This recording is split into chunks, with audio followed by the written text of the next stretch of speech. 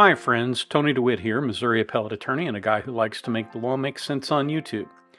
Here's what we're discussing today. You swear or affirm the testimony you're about to give is the truth, so help you God. I do. Okay, you can put your hand down, and could you state your name again for the record and spell your first and last name? My name is Jennifer Crumbley, Jennifer Crumbley.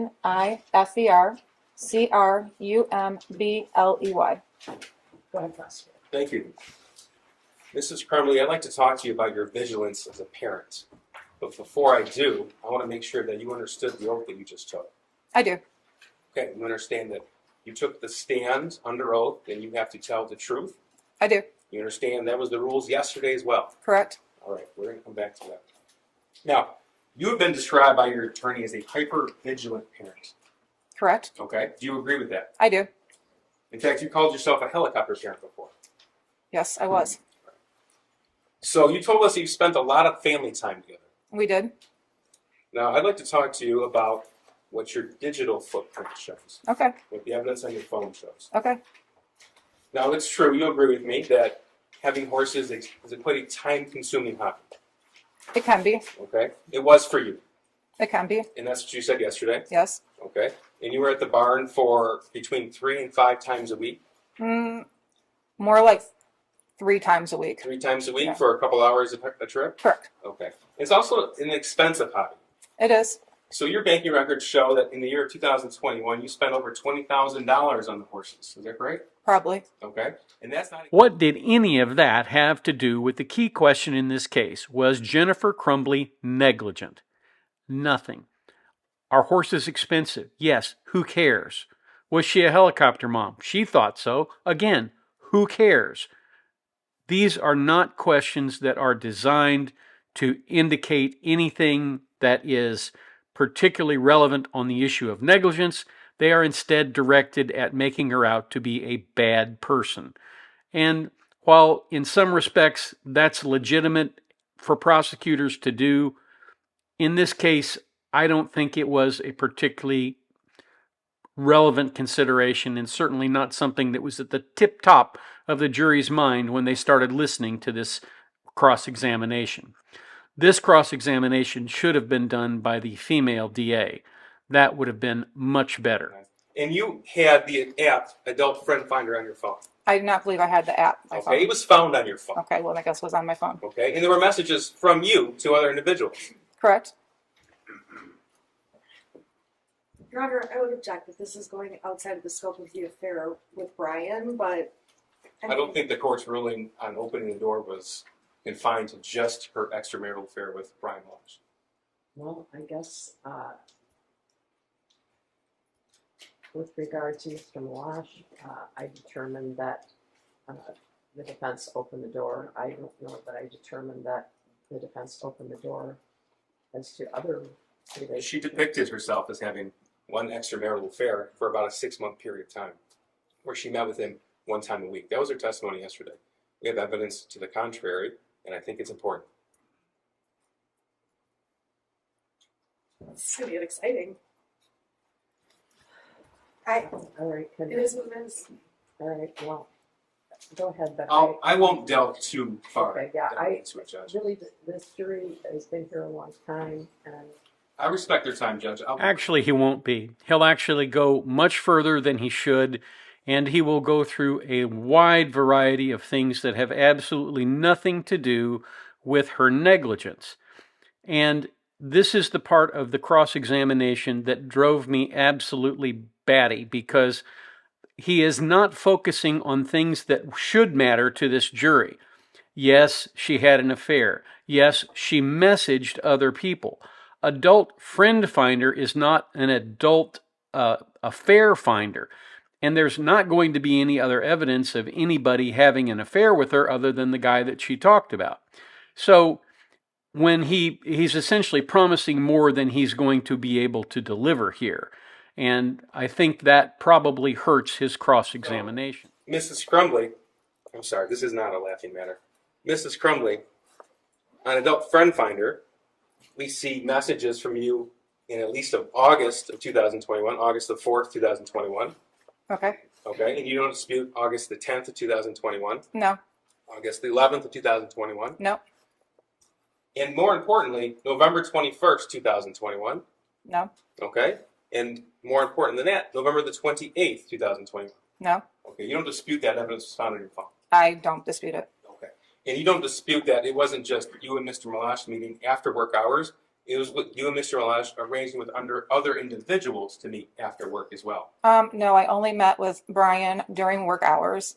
The times that we were at the hotel, I was on business. We did arrange for other people to meet us there. Okay, let's get into this. When you do a cross-examination, lawyers are taught to have a plan, to essentially attack the witness in a way that illustrates either that their testimony was not truthful or that they are basically shading things in their way to make them look better than they actually do. This was not the way to cross-examine Jennifer Crumbley, and they should have let the female DA do this, because women, when they cross-examine women, tend to be able to go for the jugular. Gentlemen don't like to be seen as anything but a gentleman. Now, this guy isn't coming off as a particularly good gentleman, but he also isn't scoring any hits. He's taking a shotgun approach where a laser beam focus would have been much better. If I were doing this cross-examination, and I'll just offer this criticism for what you may find it to be worthwhile. If I were offering this criticism, what I would do is I would take the scariest and goriest photographs from that scene, and I would say, do you remember seeing this video? Do you remember seeing this photo? Do you remember hearing the name of so-and-so? Do you know what happened to him? This is somebody else. Do you remember what happened to him? Do you remember the testimony of the teacher? And then I would play a little bit of that testimony from the teacher, or I'd at least put her picture up there and say, did you hear her what she said? Did you see where the 2 bullets were aimed at her chest and 1 at her head? And the only thing she came out of there with was a wound to her arm. She's very lucky. Do you realize you could have prevented that? And that really right there is where you get your verdict. You get it by showing she could have prevented it. And you say that time after time after time. See that person laying there on the floor with a hole in him? You could have prevented that. You see those bullet holes in that door? You could have prevented that. You could have prevented that, couldn't you? And let her say no. She's going to say, no, I had no idea. No, I had no idea. Then you get to say, you had no idea? You really don't think you could have prevented this? Why did you buy him a handgun like a 9mm Sig Sauer pistol? Why did you do that? Now, the answer is going to be something stupid like, well, that's what he wanted. Okay, I get that, but that's not a reason. You then attack on, is it prudent to do that? Was that a smart thing to do? I realize we're looking at it in retrospect now, but he was a teenage boy. Do you think he had good judgment? Do you think most teenage boys have good judgment? Do you know how many unplanned pregnancies arise in high school? Right? So there are a lot of times when teenagers are operating on hormones, aren't there? And you pound that over and over and over again because it all boils down to, why did you buy him the gun? Why did you not lock the gun? You bring out that lock. You bring out the trigger lock or the barrel lock. A lot of guns have what's called a barrel lock that threads through the firing mechanism and locks, and you'd have to cut it out with a set of bolt cutters to get it out of there. Why didn't you lock the gun? Why didn't you buy a gun safe? Why didn't you put it behind a gun safe? You know, you had enough money for horses. You spent $20,000 on horses, but you didn't have enough money for a gun safe? All of these kinds of things would have been very effective for cross-examination. But the cross-examination that I saw went after meaningless things. Let's watch this little part about when the arrest took place. Now, you told us yesterday that you popped 4 Xanax? I did. Okay, and your husband popped 4 Xanax? Correct. You said you went to bed about 11 o'clock. It was around that time. Okay. And the evidence that we have admitted show that you set your alarm for 6:30 a.m. and 6:45 a.m. I don't know if it was me who said it, but it was set for that time. Okay. And from the evidence, it shows when it was set too. Correct. Okay. And it was set a little after 11 p.m. Okay, correct. Yes? Okay. So, yesterday you said, I want to say it was after 11 about going to bed. I want to say it was after 11, maybe around 11 o'clock when we finally went to bed. I prescribed Xanax for anxiety, and we each took 4 because we knew we were going to turn ourselves in the next day, and we hadn't slept in 4 days, and we just wanted to sleep. The question was, okay, so you each took 4? Your answer, we did. And the next question was, okay, so the next thing, the next piece of evidence we saw that was coming in that art studio, do you recall that? Your answer? I recall my husband screaming, "There's people with guns against in our face officers." Question, what were you doing prior to hearing your husband screaming? Answer, we were sleeping. Question, okay, were you aware that there was anything going on? Answer, I was not. Correct. That's your testimony. Correct. Okay. And you know when you say something that isn't true, it's called a lie. Correct. Okay.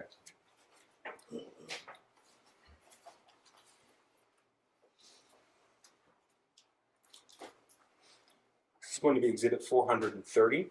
Council does have a copy. Is it The entire thread. perfect? No Here you objection. go. Oh, thank you. Judge, does the court have a copy? Is this today's? Yes, Judge. Okay. Any objection? No, Okay. Mrs. Crumbley, you knew the police were there. 430 is admitted. Thank you, Judge. Not until I woke up. No. Not until you woke up. Correct. Okay.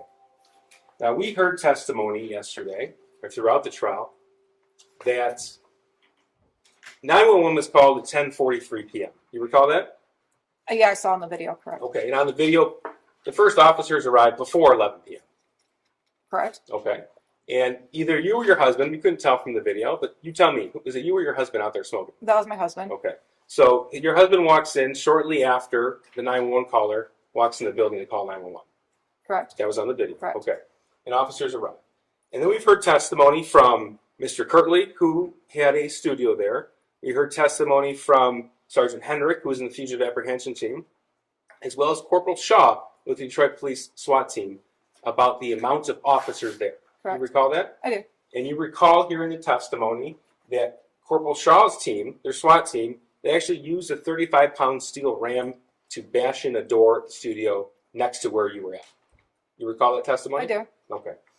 And your testimony was that you were asleep when the officers arrived. Yes, I was. Okay. But you had an alarm set for 6:30 in the morning on your phone, and that phone was found powered off, hidden in a tote, contained in a different tote, in a place away from the bed. Correct. You don't deny that? No. Was there a point to that? I mean, I'm sure he was trying to find a way to a point there, but basically, he never touched her on the issue of whether or not the cops were there, whether or not she was asleep. It is possible after you take a drug like Xanax to fall asleep fairly quickly. And when somebody bashes in your door with a 35-pound weight, again, you wake up pretty quickly. So the whole idea that there was something, wrong with her recollection of the timeline around when they were arrested, again, bears absolutely no relevance on the issue of whether she was negligent. Basically, this prosecutor is flailing around like a chicken with his head cut off, looking for some way to call the gal a liar, and she is confining her answers to yes, no, correct. She's been schooled on that. She's not arguing with him. She's trusting her attorney to deal with it on redirect. And on redirect, the attorney just basically ignores all the stuff that never hurt her, goes to the two things that actually might have mattered, and then we're done. thank you. Mrs. Crumbley, I just have two areas of questions for you. Mr. Keys played some recordings. Who were you on the phone with in those recordings? My dad. Okay, so you asked a couple of questions about calories, and then what was the other one? The child tax credit. Okay, how often did you speak with your dad? During the summer, it was every day. They went back to work. It was just on the weekends. They're both teachers. And how many hours a day do you spend with other people?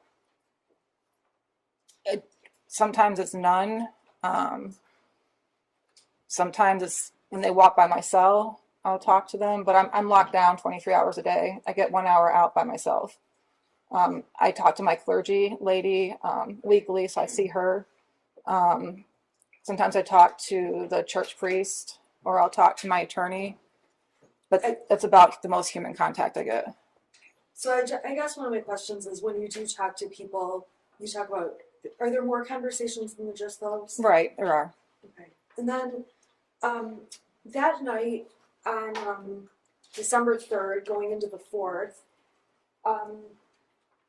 after 11, there was one phone being used, is that right? Correct. Whose phone was being used? It was my burner phone. Who was using the phone? My husband was using the phone. Okay, were you also using it? No, I was using my other phone. So he started using my burner phone. I used the one with our regular phone number to do anything on. Okay, so these messages are from the burner phone Correct. to myself and Mario. Correct. So the ones after 11 o'clock, so at 11:17 or whenever these texts came in, what were you doing? When I saw the video of my husband going to the car and having a cigarette, I knew I was probably sleeping at that time, because I did not like us not being together after what happened to us on the 30th when the police came to our house. So if he went out to have a cigarette, it was most likely because I was asleep. Okay, when guns were in your face and we saw that on the video, before that, had you been asleep? Yes. It was pretty clear that the only attorney who actually respected the jury's time during this period of cross-examination was, in fact, the defense attorney. And as you all know, I'm no big fan of the defense attorney, but I think the male attorney here, the male prosecutor, did not do a very effective job. This is a C- job of prosecuting, of cross-examining in a prosecution. As I've said, you want to get a conviction, you get in the emotional evidence, and you make her confront what happened. You make her look at what happened. You make her explain why she bought the gun in the first place. So that's what I have for you today. I appreciate you watching. This is my opinion now. I could be absolutely wrong. The jury may come back and say that was the most brilliant cross-examination they ever heard. I doubt it, but they might. And I'm sure that the commentators on Court TV and Law and Crime may come back and say the same thing. But I thought it was absolutely pitiful. So I'm getting ready to go watch the closing arguments, and I will try to put something together on that shortly. Thanks again for watching. Do something nice for somebody today. And yes, the Olive Garden was wonderful. And catch me down here at the beach again next time.